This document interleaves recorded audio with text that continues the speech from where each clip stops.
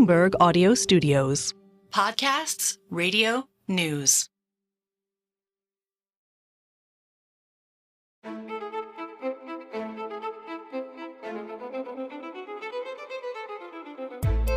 Our former model is over. This is not the same world. We are over-regulating and under-investing. If we follow our classical agenda, we will be out of the market, I have no doubt. Welcome back to Voternomics, where politics and markets collide. This year, voters around the world have the ability to move markets, countries and economies like never before. So we created this series to help you make sense of it all. I'm Stephanie Flanders. I'm Adrian Wooldridge. And I'm Allegra Stratton. Steph, it's good to have you back from Berlin. Yes, so I was there to host a panel. You just heard a bit of it, a conversation on stage with the French President Emmanuel Macron. Doesn't happen every day. And you just heard from him at the top of the show. And it was a slightly strange setup in this, that I was on stage mainly talking to Macron, but the chairman of the big event that was being held, the Berlin Global Dialogue, Lars-Hendrik Röller, was also up on stage. And we were supposed to be focusing on Europe's role in a multipolar future. But I obviously wanted to also get him some questions about the state of things in France. We've obviously had several months where there was a lot of uncertainty about what the government was going to be. So how did you find him? Was he sort of normal feisty self, or? We did do about sort of 10 or 15 minutes of remarks, and you were mainly reminded, and what a great speaker he is, but who also does a very good job of just sounding like he really cares, and this is his sort of cri de coeur that he wants to save Europe. And he's still trying to save Europe, even though he's really probably further away from it than he was when he came into office in 2017. Did you think he was a slick operator in the sense that he prepared very carefully for encountering you, or is this just him all as the we'll time? hear later on, he did seem to be, like many people on the street in Germany who asked me directions, I somehow do look German, and he seemed to think I was German, which was fine, except for I was kind of surprised that he was going to be on stage with me for an hour and none of his staff had bothered to say, by the way, this woman's actually British and she's an economist or whatever. So that was quite a sort of entertaining aspect. He kept on like saying, well, you care very much in this country about cars. And I was like, don't look at me, mate. But he seemed extraordinarily jaunty given the circumstances in France. I did think that. And obviously afterwards, one's always thinking, one should have been tougher. I mean, if there is a sort of a tragic arc to his time in office. If you remember when he came in, he'd obviously had that extraordinary, very rapid ascent to the presidency, having been really more of an advisor figure only a year earlier, or a junior minister. And he said, he went to the World Economic Forum in Davos. He said, France is back.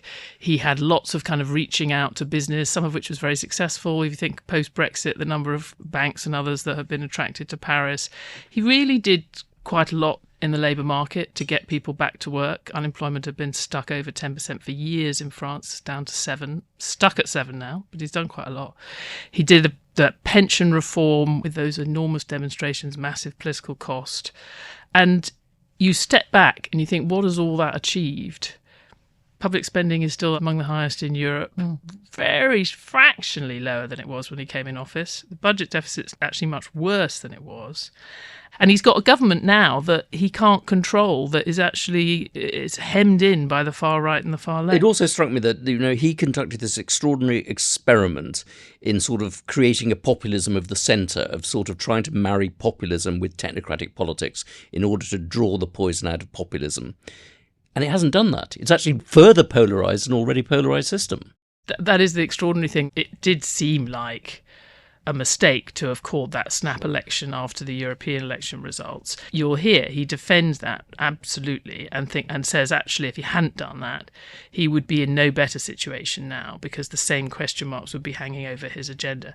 But the truth is, whether that's right or wrong, he is for the rest of his term probably going to have to sort of stand by. And the best hope is that what he's done so far doesn't get reversed, because any effort to push forward with any of these big reforms, Marine Le Pen can bring down this government just by calling a confidence vote tomorrow. But Steph, to me, there's such schizophrenia at the top of Europe now, where you've got And I wonder how much, you sort of observed this talking to him, because you're talking to him in Germany, where right now, this week, we've got on the one hand, Germany and the EU tariffs on Chinese EVs.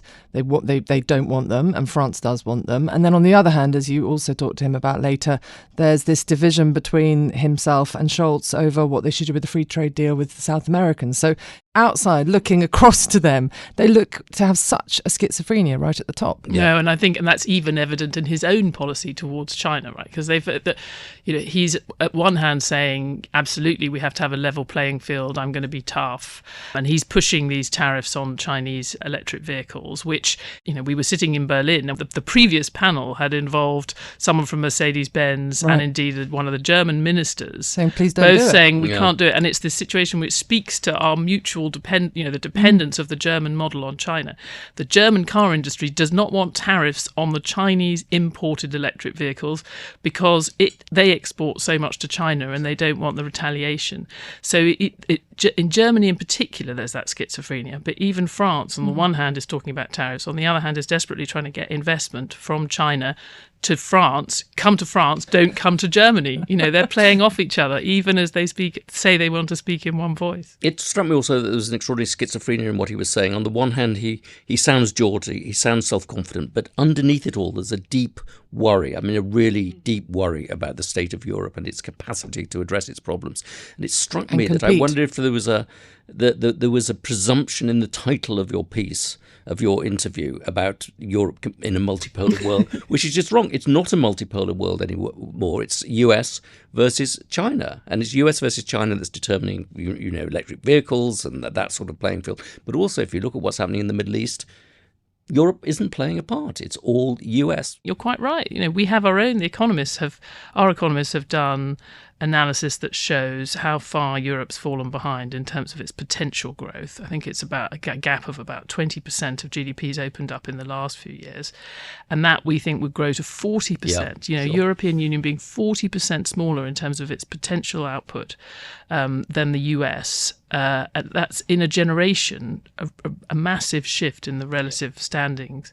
And I would say, I guess my passing thought on this is that we will miss him because there aren't many European leaders. In fact, he may be the only one, I felt as we were leaving, that could go on one of those US party convention stages and deliver a knockout speech. The only one after Blair. No, Blair's got. Yes, Blair not being a European leader anymore, much absolutely. though he might want to be. No. I think and despite the fact that he is in fact French, I think he's the only one who could represent Europe on that kind of stage, and he does have a pretty sharp idea of what is at stake in Europe continuing to slip behind.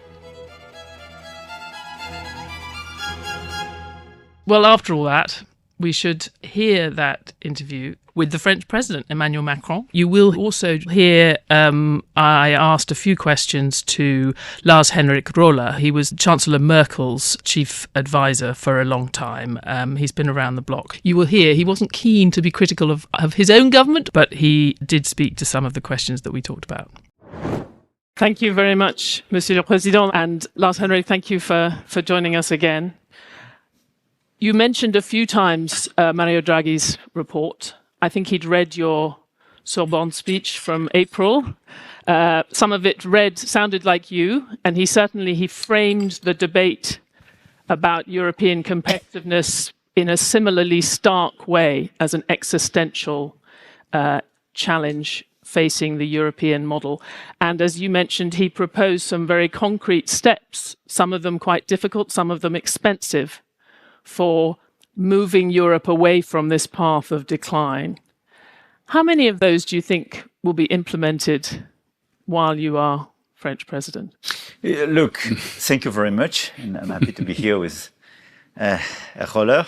And thank you for organizing this event. Look, I hope the maximum number of items, because I really believe that we are at risk, to be honest. And it's just a word. I think our own model was completely changed and has to be reset.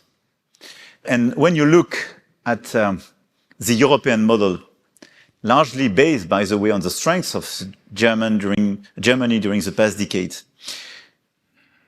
We were based on exports and a big part of the key industry, car making industry, to China. We were based on low-cost energy, Russian gas. We were based on defense umbrella from the US, without any question. And everything now is shaken. China has overcapacities and is clearly a competitive place. So it's no more a secured place for our exports. Russian war killed low-cost energy, and the killer of our competitiveness today is a big gap in terms of energy prices everywhere. This is why we have to completely change our business and have an integrated energy model, because we can deliver with nuclear and renewables, but not without being integrated. And very clearly, post Afghanistan, some people can have doubt, and the potential change in leadership in the US means that this is not a guarantee total. So I want to insist on that, because it's super important to assess fairly the fact that our former model is over. And this is not a question of adjustment. This is not the same world, 2024, 2025. And on top of that, we are making the same mistakes on top of the key elements I mentioned. We are over-regulating and under-investing. So just if in the 2 to 3 years to come, if we follow our classical agenda, we will be out of the market. I have no doubt. So I think what we have to deliver in the 2-3 years to come is capital market union. My view is that we have to rush on energy beyond what we already decided, which will be implemented for 2026, which will avoid the big peak and the instability of the energy market we had during the past few years. We corrected that, but we have to go much faster and further. And we need this investment shock I mentioned. And I think the simplification agenda and, let's say, pause in terms of regulation, but even deregulation in some issues, it's absolutely critical. Can you have that investment shock without issuance of joint debt? I think, the best way to deliver is not to create big trauma at the beginning by experience. But you persuaded the Germans before. Can't you do it again? This is true, but I was, if I want to be fair, I was a little bit helped by a colleague called COVID-19, and it changed the reality. But what I think we have an external systemic shock. I think we have to assess that. During the pandemic, we all experienced a symmetric shock for all our economies. And this is why we made this move with Chancellor Merkel. And I think it was a unique move. And this is really, for me, a fundamental change of our EU. Now, I want us to be totally aware of the fact that we are living a symmetric shock on our economies whose scale and magnitude is underestimated. Because the reallocation factor is huge. Look at the chemical industry in Europe, completely being relocated because of IRA, I mentioned. If you don't deliver the level playing field agenda, we will be super happy with REACH as a good regulation for European consumer, but no more existing chemical industry. And it will be the same for steel. It will be the same for the existing business we have because of energy costs and over-regulation. So we have to fix energy issue and over-regulation. And for me, single market on energy, and on top of that, diversification of our furnishers to reduce this discrepancy, and acceleration of level playing field agenda and pause in terms of regulation. It's critical. And if we don't have the level playing field agenda, we will be killed in this market. And in parallel, for clean energy and artificial intelligence, we have to invest much more rapidly and protect as well our key players. Otherwise, they will be reallocated in the US. Lars-Hendrik, I mentioned the joint debt question, but actually there's a broader issue here that you listen to President Macron, you read the Draghi report, you read many speeches, frankly, from European leaders, but not from the German Chancellor, not from German leaders, assessing the threat to the growth model as fundamentally as this, in the stark language that President Macron has used. how does Europe move forward, rush forward on this agenda if there isn't that understanding, that same analysis at the top in Germany? I'm not sure that you don't share the analysis with the Chancellor Scholz. Obviously, he's a different person. But I think the analysis that we need simplification, what you were just saying, we need more investment, we have less regulation. I think that is something which, the Chancellor also says. And I think that's a fundamental issue. I think capital market union, as I said, is an important step. But in the end, and, he has been a remarkable European. I remember when you first came, you were actually a Sherpa for a while, if I may say that. You were both Sherpas together, right? Yeah, but he has moved on a lot since then. I don't think you should feel bad. I think it's okay. And of course, he's there's a reason why he's moved on, and so he came on stage and he said, "We want Europe," and you give your speech, and there was a debate whether Germany was responding appropriate to the young French president who was doing that, But I think he was always this good European, and I think we're very lucky to have him actually as a European. Also, if you think about the latest developments in your country, if I may say so, Mr. President, and also in our country. And I think the ultimate problem always in the end, and you alluded to, is that there's still no European answer to many of these things. But it's not easy in Europe, and even if I may say so, if Germany and France, you said on Capital Market Union in Meseberg, you have a paper, which took us, I think, 10 years or something to get a French and a German position on that. So the leadership of Germany and France is very, very important. I think it's the only way actually to move Europe forward. I think that's also your view. But are the others then also in the future more likely to fall in line in terms of moving Europe forward? Maybe it took 10 years to have Franco-German agreement on that, but we've only got a few days to have Franco-German agreement on the tariffs on Chinese electrical vehicles, and you mentioned it in your speech. On this stage a year ago, actually, I spoke to Chancellor Scholz, who said he didn't want to see a trade war with China. Mm-hmm. He didn't like tariffs. His minister earlier said something quite similar, but there is a vote on whether those tariffs go through on Friday. So can I just ask, do you think that will pass, that the EU governments will confirm those tariffs? I don't know before the vote. I can tell you that I do support the European Commission on that. Because what I was speaking about, electrical vehicles on the European market. And what is the reality? You have the European car makers, they go to the market, and by the way, we use our taxpayers' money to subsidize the consumer to buy these cars. And they have to compete with some car makers producing in China with an existing advantage, but it's part of the offshoring production because they produce in much lower cost condition. But on top of that, they benefit from subsidies from the Chinese government. This is a bias for your market. The question is, which model do you choose? Do you want to be a consumer or a producer? And now this is a dilemma we have. 20 years ago, for solar panels, we decided to kill our markets. And we had the same dilemma. We did choose. We killed our industry. We had an existing industry. We killed it. And we deployed solar panels in a lot of places, Chinese ones. So we created a dependency, which could create some problem. We experienced that in COVID time. And we killed the ability to produce on the European soil. It's not a good idea when you need growth and you have to finance such a social model as the one we have. Now the question is, do we want a fair competition or not? I do want a fair competition. So the EU Commission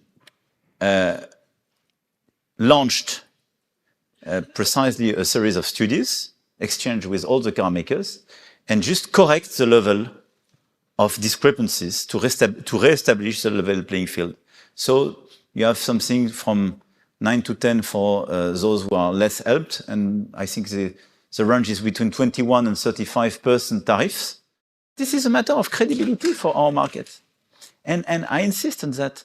If you don't preserve the level playing field, just don't hope that You want to produce and preserve your industrial footprint in Europe. You spoke to Chancellor Scholz earlier. I think we disagree on that. Did you make progress? Unfortunately, you didn't even have any advisors in the room, and the reporters were unable. There's no chance of us finding out. So I promised I'd ask you. I do respect all the positions and the sensitivity of the market. I think the question is, what will become the Chinese market for the car makers? My view is that it did change during the past few years, and it should not be underestimated. The US just put a 100% tax, 100% tax undifferentiated. So let's wake up. We live in the same world. You cannot have China over-subsidizing. A lot of countries, even India and others, reacting to these subsidies. The US overreacting by 100% tariff, and Europe saying, you are welcome. I mean, it doesn't fly. Otherwise, we will be happy consumers of non-European producers. I can tell you, we will have an issue of growth in a few years' time. You spoke about the importance of Europe speaking with one voice. In order to get one voice on this, would you agree to a delay or some kind of compromise, or you think I want to be efficient and find compromise and respect all the positions. I want to advocate the EU Commission. They did a great job. It was bold to do so, honestly, because they had a lot of pressure not to do it. And in the DNA of the Commission, you know that you worked there, Lars-Hendrik, during years. It was not in the DNA of the European Commission to work on this type of issue. And I think it's, for me, this is a signal that clearly we have a much more strategic and geostrategic Commission, as we wanted, than before. But clearly, I want to insist on that. We are not just a market of consumers. And we were used just to behave following this line. And this is not a good idea. You talked about protectionism as an ugly word, and that it's about having a more realistic strategic vision, as the US does, and certainly as China does. I wonder if, at the same time as having these tariffs for a level playing field, if you were to support, for example, finally moving ahead with Mercosur, would that send a message to other parts of the world that Europe is still open for business, that this is a specific thing with China, but actually Europe is still very much open to trade deals? I'm in favor of any deal which will be fair. Does it look fair now? Why? Because exactly the same reason, level playing field. You cannot impose a bunch of regulation to your industries and your farmers that they are digesting, by the way, because it's not yet completed. And at the same time, open to economies totally disaligned with this regulation. How do you want to explain to a farmer that he will not be allowed to use this pesticide, this chemical ingredient and so on. And at the same time, on his sector, you say, you are more than welcome. You can come with your food without respecting the same rule. Honestly, I never advocate a regulation that I don't understand myself. And I think this is a good rule. And don't be naive. We speak about Mercosur. Brazil just imposed tariffs for EVs as well, and in the car system. They want to exclude public procurement from the deal. They protect themselves. They protect their economies. And my point is just, I think, a lot of people in Europe underestimated what happened during the past 2 to 3 years. But we had 2 huge shocks, which could completely change our approach. IRA and war in Ukraine. The end of our energetical model and the end of the WTO order. I love Ngozi. I'm a strong advocate of WTO. Understand me? But just for the first time in our recent history, the US decided not to be compliant with WTO for clean tech. But this is too huge change. If we stay and stick to the same policy, we have no chance. One of the big features of your presidency in the first few years, President Macron, was that strength at home gave you strength in Europe. You made decisive reforms, the employment, many other things. You got the fiscal house in order, and that gave you the power to push things through. I think many people here will be looking at what has happened in the last few months in France, the fragility of the new government under Monsieur Barnier, and wondering whether you still have that capacity to push through change. Do you worry that it was a mistake to call that election? No, I don't think so. Why? Because it never happened without a cohabitation in France to be re-elected. So I'm very lucid about my situation. And we had a relative majority without any partners.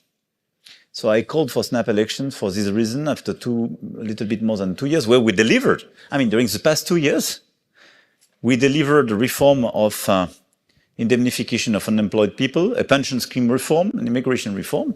I mean, when I look around in Europe, I don't see a lot of countries deploying such a reform agenda. So we were under pressure, and I was very clear on the fact that when you have the far right more than 35%, you cannot follow up during 3 years to come, because I had 3 years to come, without making a move. But I think you should not see that as a source of instability. The reaction of the French people was the opposite. Because if they had confirmed the 35% for the far right, and what a lot of people thought, I would have a far-rightist prime minister today. It's not the case. So what we had for the first time in our history, which is much more the custom in your country and in a lot of European countries, is a fragmented parliament. Fine. This is less our culture to have cooperation between the parties. This is my problem. So I'm trying to create this dialectic work between the parties to work together. It's not a natural move. But I'm reasonably optimistic about the fact that reasonable social democrats, centrists, and reasonable rightists can work together for the years to come to deliver a strong agenda. And what we have to do is first to preserve and digest all the reforms we delivered during the past 7 years. And we have to deliver more for our young people. We have to complete what we did on apprenticeship to have a better and faster access to the market. It's one of the key points for the French system to have more growth. We have to follow up what we did on the unemployment system. We have to work on the access to our labor market for senior workers. And we have a lot of sectorial reforms to be launched. We have, in France, this is our chance, the ability, even with a relative majority, to deliver these reforms at the parliament. But I think we can create dynamic, and I do trust Mr. Barnier's government to be in this situation to deliver useful reform for the countries, because the agenda is quite clear. We have to modernize the country to be part of this agenda. We have to deliver at the European scale, and at the same time, we have to make more effort on social cohesion and stability of the country. This is normal in the lifetime of the country after 7 years. So I'm totally lucid about that and optimistic. But I want to focus on the fact that today, the key points of the reform agenda for me is at the European scale. I think we put in place a lot of reforms that now we have to deliver. And we have to deliver in concrete terms. We have less laws to be passed. And for instance, the pension scheme is for the years to come, and it's already voted. But the key elements are to be decided at the European scale. And I think if we want to improve our growth, both in Germany and France, for me, the top of my priority are at the European scale, because this is where we can unlock a lot of growth and potential.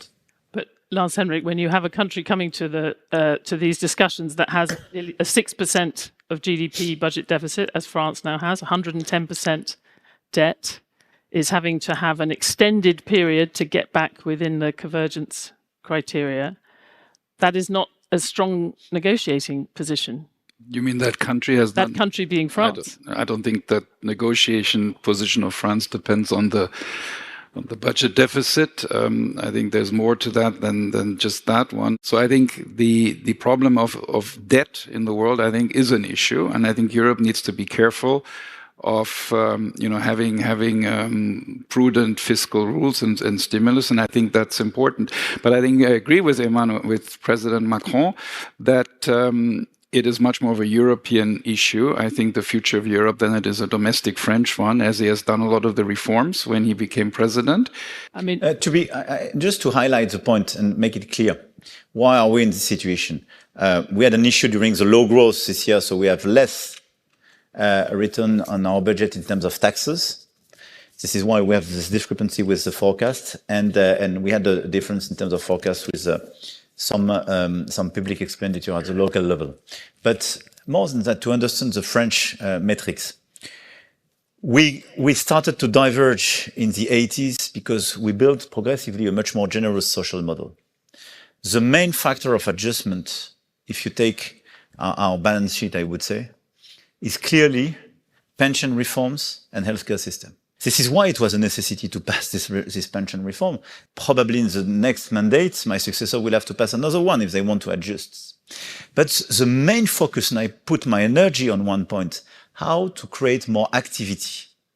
And during the past 7 years, because of our tax reforms, because our labor laws reforms, because our attractiveness agenda, we've been the number one country in terms of attractiveness during the past 5 years. We created more than 2 million jobs when we decreased, even with COVID, even with Ukraine, by more than 2 points, our unemployment rate. Mm-hmm. So we are reconverging. And for me, this is the main topic, because if we had the same level of activity as Germany, we will not have public deficit. And it's much smarter to work on that than being obsessed by a short-term adjustment, which is a killer for growth. The top priority of the French economy should be how to be sure that you improve the activity rate of young people, because we have, I think, 2 to 3 points less than Germany. Your system is more efficient. Let's be clear. So yes, you need political courage, and you have to be fair with your people, but the solution is not to have a short-term adjustment by cutting some social expenditure because it's super hard without any agenda, or overtaxing because we don't have a lot of room to maneuver in terms of taxation, given the fact that we are number 1 or 2. It depends with Denmark in Europe. Here's the agenda. I mean, the cuts that are being proposed just for next year to make Monsieur Barnier's numbers add up. We have a squeezing of the deficit by 60 billion euros exactly next year, some of which would be taxes on wealthy individuals and big businesses. Are any higher taxes that you would support? They will discuss that. I think having an exceptional taxation on corporate is something which is well understood by large companies. If this is for 1 year, given the level of effort which should be made. But it should be limited, and we don't have to forget. I mean, we have not to forget the reality of our economy, the reality of our competitiveness and our position. Just take an OECD comparison. We are number 1 or 2 in terms of taxation. We are not in the best tier in terms of level of activity and how working participation or hours to be worked per year. So this is what we have to improve. Let's be clear. But as you say, the most important things that you can do for the long term is the reforms like the pension reform. That is another reason why people worry. They look at the cost of the uncertainty of the last few months, and you say that the far-right threat has been contained with this new arrangement. But Marine Le Pen wants to reverse that pension reform, and tomorrow she could call a confidence vote and probably bring down the government over that. So do you think that there will be an effort to overturn the pension reform? I think when you look at the figures and you are sincere with people, all the reasonable parties will look at the fact that this pension reform and these key metrics has to be preserved. And we have a structure with all our unions, and this structure now is very clear and issued figures that it was a necessity to do so. And after a dissolution, you cannot change the parliament during at least 1 year time. But I want what I want to tell you. If I did not ask for this election, I could be in front of you and you would tell me, okay, you cannot go for election in 2.5 years. Look at the scores; they are here, and they were in a situation to call for a a confidence vote and force me for a dissolution? And I would have no answer. Now, we were bold collectively. I took my responsibility. I asked the French people, do you want them to govern? They answered very clearly, no. 11 million of my people did vote for them. So it means that there is anger, fears, and clearly some top priorities that we have to face on security, on social justice on the ground, the situation of poor neighborhood and so on, rural areas and so on. So this is the agenda we will have to fix and that the government has in front of him. But they didn't give the floor to them. And look at the situation everywhere in Europe. Look at what happened in Austria. Look at what happened in Netherlands. Look at what happened in Italy. Look at what's happening in a lot of lenders in your country. So this is why I'm a strong advocate of an EU growth agenda, because this is the only way to give a return to our middle classes. Or otherwise, this is a killer for them. And this is the only way to reconcile economy and the reality of politics. But don't you think that having farmers to which you ask for reforms and efforts, and at the same time you explain, I will welcome the soya bean coming from Mercosur, is the best way to kill the far right? I can tell you for my country, not at all. And at the end of the day, do you think what is the priority today for all of us? Delivering growth and political stability, meaning fixing this anxiety of our societies and convincing reasonable people in our middle classes not to go to the extremes. But let's be clear, didn't we deliver collectively good policies for our middle classes? During decades, we delivered good policies to have the maximum of exports, the maximum of profits, but they have the feeling, sometimes for good reasons, they were the adjustment factor of our economy. This is why preserving level playing field is not just sacrificing a lot of pieces of our economy where these middle classes work. I try to be consistent. You have defended very clearly why you took that decision to call the election in the summer. And at the time you said it was for clarity. And I guess some people would say you didn't get the clarity, but would you make the same decision again? Yes, because But in the next 2 years? No. My view is that we have to preserve now till the end of my mandate. But it's important because this is a new phase of the political modernization of France as well. I was elected in 2017 in this commitment precisely to go beyond the party system. And I gathered with me people coming from the left, the right, and the center on a common project. And now the question is how to work collectively with not just my party, but other parties. This is a new way to move forward at the parliament. But this is a very positive one for me. And this is the only one to provide stability and not to be precisely super sensitive to the extremes. At the same time, we need bold reforms. And the agenda has to be bold. And the Prime Minister was right to push some key items of this agenda. Look at the situation. Nothing was sacrificed. All the reforms are preserved. And this new government has to work with the parliament and progressively will build consensus. So I'm not naive. I'm reasonably optimistic. But I think at the same time, we have to accelerate to deliver a positive EU agenda. Result.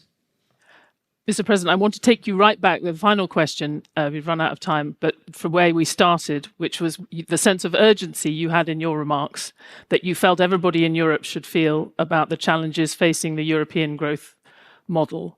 And as you know, often in Europe, it's a moment of crisis. It's when politicians are looking over the ledge that they actually have done things, whether it's the global financial crisis or, as you mentioned, COVID, the invasion of Ukraine. All of those things have forced change. As an economist, I would think that the fact that the EU could be 40% smaller than the US in 20 years' time, if it carries on like this, is a bit of a crisis. But it's a slow-moving one. Will it take an outside force to force this kind of change? And I wonder, in that context, would the return of Donald Trump as president help you get some of this done? Look, I think it could have consequences of the defense and security part of the agenda, for sure. Good consequences. Consequences. But I think we should be Honestly, I don't want to speculate on the US elections. My point, more than that, is that US is a very strong partner. This is a very important ally. But whoever will be elected and whatever the administration is, I think we have to be lucid on our situation. Europe is no more the top priority of the US. The US top priority is US, which is normal and fair. The second top priority is China. And for the rest, it depends on the moment. They are super loyal and reliable partner on Ukraine. Will it last? I don't know. But let's be clear, at the same time, in Afghanistan, we didn't have the call before. And in the AUKUS deal in Australia, I didn't have the call before. But it's not a reproach. I try to be lucid. The EU is not the priority of the US. And this is why part of the wake-up call period of time we are living, and part of what we have to completely reshape, is our defense and security strategy. We are part of NATO. No discussion. We are a strong ally of the US. No discussion. But we have to de-risk our model from the US agenda. This is why we have to invest much more for ourselves. We have to create much more European solutions. We have to preserve much more our financing for European solutions. This is a top priority. But what you said is very important. And this is why I try to be vocal. And we moved under the pressure of crisis when they were perceived by our fellow citizens. The financial crisis and the COVID crisis. You are all here, business leaders, political leaders, intellectual leaders. Our responsibility, your responsibility, our collective responsibility is to explain our fellow citizens that this is a symmetric shock for Europe. They don't see now the results and the consequences. But our responsibility is to preempt the situation and to act now. Otherwise, it will be a rescue plan in 5 to 10 years' time. And we know the situation. The figures are clear. The trends are very clear. So our responsibility as leaders is precisely to say, okay, we feel the pressure. And for me, Europe can make smart move when we have symmetric shock. During the financial crisis, don't overestimate, we did react, but we didn't take automatically all the right decisions because it was an asymmetric shock. And we fixed this crisis much more slowly than the US because we were precisely divided between North and South. It was a weakness. It was before banking union and such a level of integration. But it was an asymmetric shock, meaning we didn't have the same interest. Today we can have in the nitty-gritty some different interests. You are much more invested in car-making business, fine, which creates this kind of discrepancy. But in reality, we are already aligned because it's already too late, if I'm fair. It's already too late. So we should be aligned and just look at the situation. Whatever our differences in the energy system could be or industrial system, this is a symmetric shock for the European societies and economies. So we have to precisely deliver this in-depth reform on our governance, on security and defense, and the growth model, if just we want to deliver for our people. And this is the best way, by the way, to help all the countries precisely to limit and get rid of the extremes, because they are just held by the resentment of people and the lack of collective efficiency. Ladies and gentlemen, you've had your marching orders from Mr. President, and I think we've run out of time. So thank you very much, Mr. President. And Lars-Hendrik, I think you're going to end us off. Thank you very much.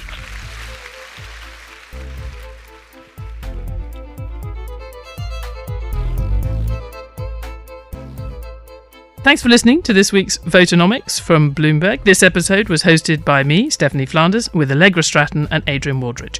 It was produced by Summer Sadi, with production support from Chris Martlew and Isabella Ward. Sound design by Moses Andam, and Brendan Francis Newnham is our executive producer. Sage Bowman is head of Bloomberg Podcasts, and this week we have special thanks to Julia Mans, the Berlin Global Dialogue, President of France Emmanuel Macron, and Lars-Hendrik Röller. Please subscribe, rate and review this podcast wherever you listen to it.